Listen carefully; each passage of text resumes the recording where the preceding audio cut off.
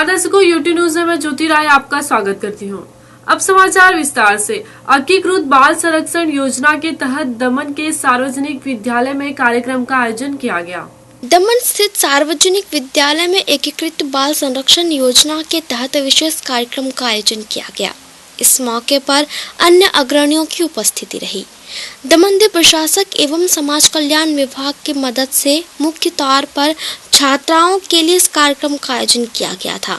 इस दौरान IT act 2000 के प्रावधान बताए गए।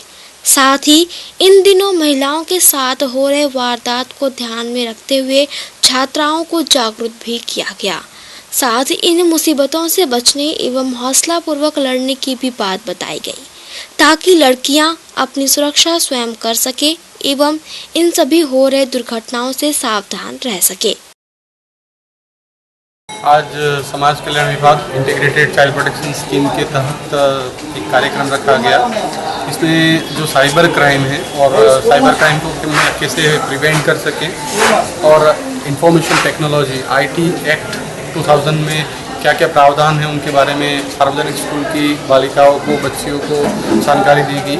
आज हमने दमन के well known advocate Shri Samir Mudasiya साहब को रिक्वेस्ट किया था और वो आज मुख्य वक्ता के तौर पर आए, जिन्होंने साइबर क्राइम और IT एक्ट 2000 है उनके बारे में बच्चों को बताया, क्या क्या क्राइम है, क्या डूज एंड डोंट्स, क्या करना चाहिए, क्या नहीं करना चाहिए।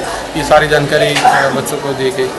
उमरगांव GIDC औद्योगिक विस्तार में 40 वर्ष होने के बाद भी सॉलिड वेस्ट डालने के लिए किसी भी प्रकार की सुविधा नहीं की गई है। उमरगांव GIDC औद्योगिक विस्तार में 40 वर्ष होने के बाद भी सॉलिड वेस्ट डालने के लिए किसी भी प्रकार की सुविधा नहीं की गई है। GIDC औद्योगिक विस्तार में गैर कानूनी प्लॉट पर सॉलिड वेस्ट को इंडस्ट्रियल एस्टेट की ओर से डाला जाता है। इसी वजह से वहां के हजारों कामगारों के स्वास्थ्य पर भी असर देखा जा सकता है। उमरगांव औद्योगिक विस्तार में 2000 से भी ज्यादा इंडस्ट्रीज हैं, पर किसी भी प्रकार की सॉलिड वेस्ट डालने की कोई सुविधा नहीं की गई है। साथ ही असहनीय दुर्गंध जगह पे ड्यूटी करने वाले सिक्योरिटी गार्ड को ना तो मास्क दिया गया है, ना तो स्वास्थ्य से जुड़ी अन्य जरूरी सुरक्षा के साधन, जिससे सिक्योरिटी गार्ड के स्वास्थ्य पर भारी जोखिम देखा जा सकता है।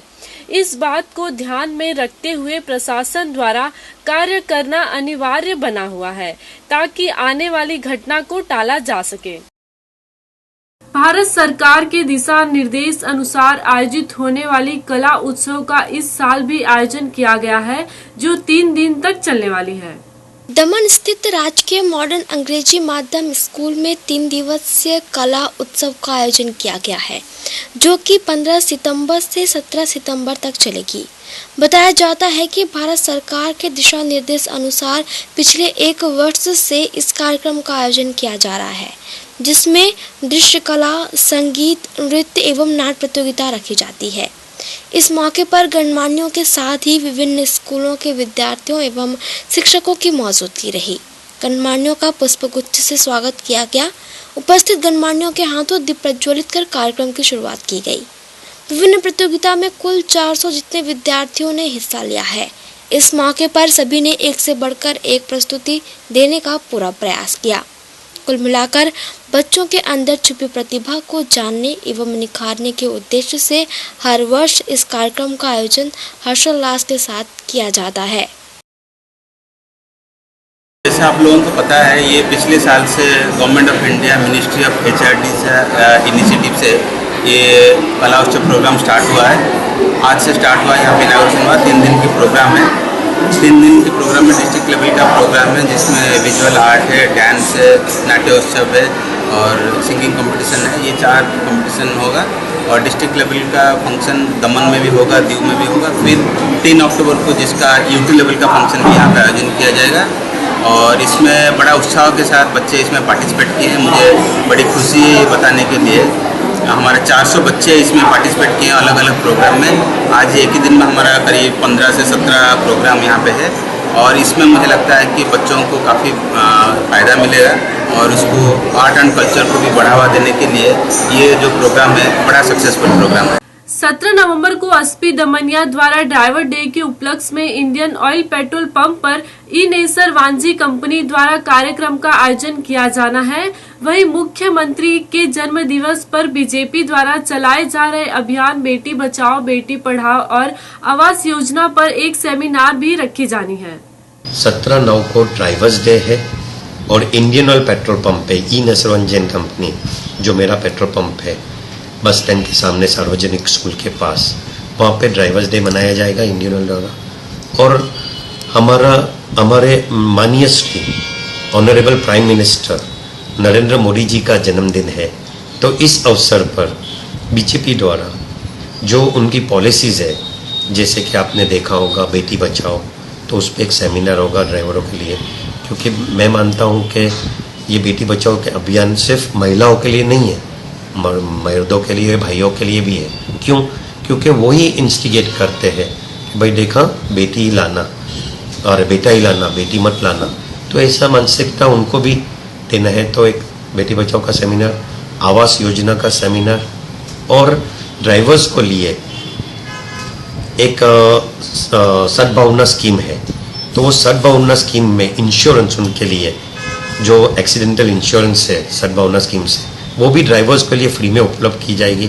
और हमारे आई चेकअप कैंप रखा है, मैडम उषा है, उनका जो आई क्लिनिक है उनके द्वारा आई चेकअप कैंप कर रखा है।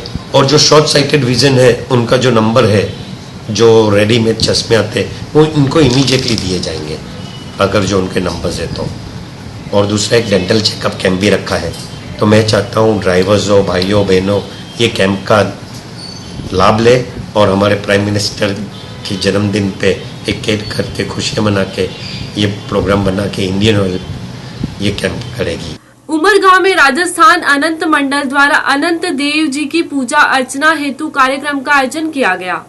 हर वर्ष की भांति इस वर्ष भी उमरगांव राजस्थान अनंत मंडल द्वारा अनंत पूजा का आयोजन किया गया, जिसमें उमरगांव सहित वापी, सरीगांव जैसे विभिन्न विस्तारों से राजस्थानी परिवारजनों की उपस्थिति रही। इस शुभ अवसर पर भक्तों ने अनंत देव जी की पूजा अर्चना की और अपने सुख समृद्धि की कामना भी की। पिछले कई वर्षों से उमरगांव राजस्थान अनंत मंडल द्वारा अनंत पूजा का आयोजन किया जाता आ रहा है। इस वर्ष भी धूमधाम पूर्वक श्रद्धालुओं द्वारा अनंत देव जी की पूजा अर्चना की गई। इस मौके पर महाप्रसाद का भी आयोजन किया गया था, जिसका सभी भक्तों ने लाभ लेते हुए अपना जीवन धन्य बनाया। આ કાર્યક્રમ ચાલે છે અને અનંત ભગવાનની જે કોઈ વ્રત કરે છે એ વ્રત માટે અમે અહીંયા સુવિધા પૂરી પાડીએ છીએ। લોકો અહીંથી અને વલસાડ જિલ્લાથી લોકો બોમ્બે જતા હતા પહેલાં, એ લોકોને અમે અહીંયા આ સેવા પૂરી પાડીએ છીએ। આ આયોજન રાજસ્થાન આનંદ ઉત્સવ મંડળ જે ટોટલ સમાજ થકી થાય છે અને અમારા જેવી પાલી જિલ્લાના વાસીઓ છે જે આ વ્રત રાખે છે એમને મુંબઈ જવું ન પડે એ હિસાબે અમે અહીંયા વ્રત ચાલુ રાખ્યું છે।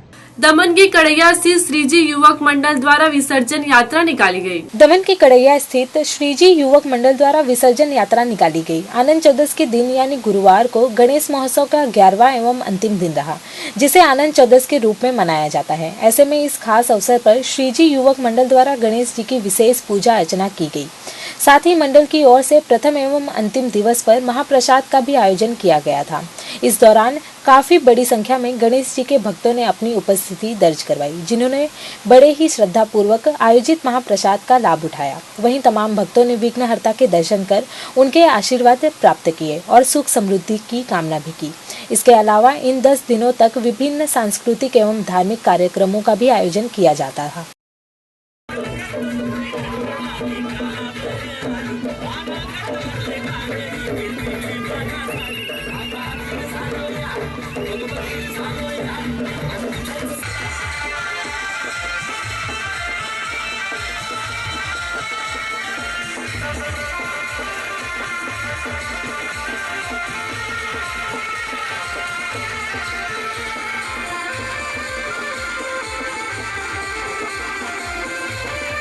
શ્રીજી યુવક મંડળ આ ગણેશોત્સવ આજે આનંદ ચૌદના દિવસે અમારો વિસર્જનનો પ્રોગ્રામ છે।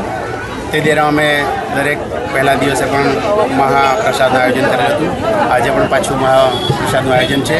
તે સિવાય અમે લોકો ભજનનો પ્રોગ્રામ, ગરબાવાનો પ્રોગ્રામ, વક્ત સ્પર્ધા અને સ્પોર્ટ્સ રાખેલું અમે લોકોએ નાના નાના પ્રોગ્રામો રાખેલા હતા અને એ દ્વારા અમે લોકોએ ખૂબ મજાઓ કરી અને આજે વિસર્જન તૈયારી છે। तो ये थी अब तक के समाचार। कल फिर मिलेंगे नए समाचारों के साथ। तब तक के लिए आज्ञा दीजिए। धन्यवाद।